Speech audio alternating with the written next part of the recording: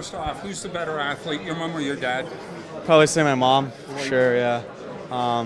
She's a three-sport athlete at UNH. They're both really good athletes, but I'd have to end up saying my mom.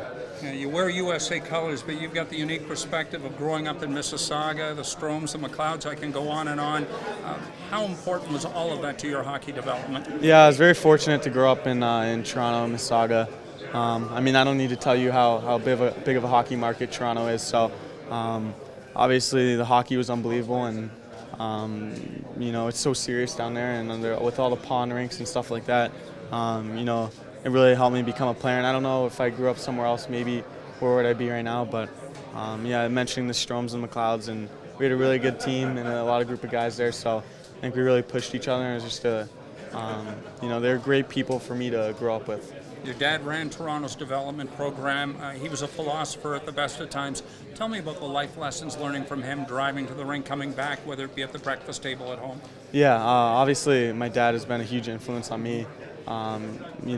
He's a coach at heart, so whenever we're coming home from practice or anything like that, he'd always have a tip for me or something like that. So, if you're riding home from practice 100 times, over time that starts to build up, and you just start to know the game a little bit better and stuff like that. So he's obviously helped me. He always brought home clips, or what I always tell people is we'd start a game at 7:30. We'd watch the Leafs, and it'd be 10 o'clock, and we'd still be in the second period because he rewinds stuff, and he's like, "Did you see this? You see this?" Because he's a coach at heart, so he obviously helped me a lot, and I wouldn't be here without him for sure. Brady was just saying one day he'd really like to play with his brother in the NHL. Yeah. How big of a priority is that for you? Well, it'd be big for me, obviously. I don't need to tell you much about Jack. I'm sure you guys already know about him, but I think that's pretty much a dream for every brother.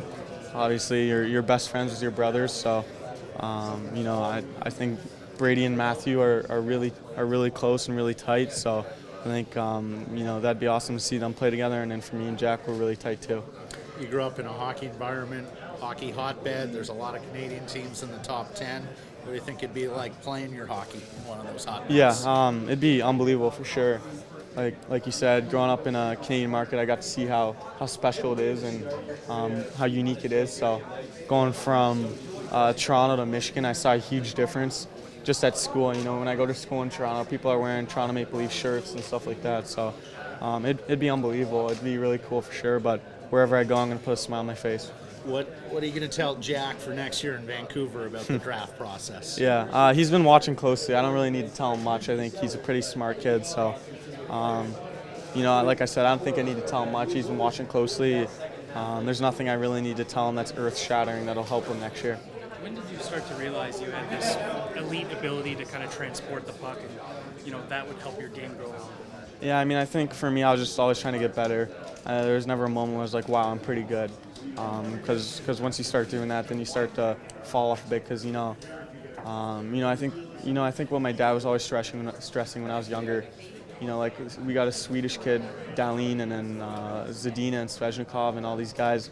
When you're playing minor hockey at 13, you don't know who these guys are from other countries.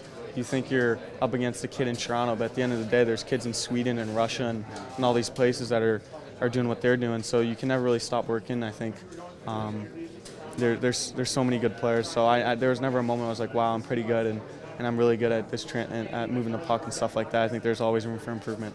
To that point, was Worlds another learning experience? Oh, absolutely. I think anywhere you go, you can learn something. So obviously that was a tremendous experience for me with all the pros there and the coaching staff that was there. I was sitting next to Patrick Kane in the locker room. I've told everyone that. So that was a pretty awesome experience. So I learned a ton there, and it was really fun winning bronze with that group, and it's something I'll cherish forever. As the youngest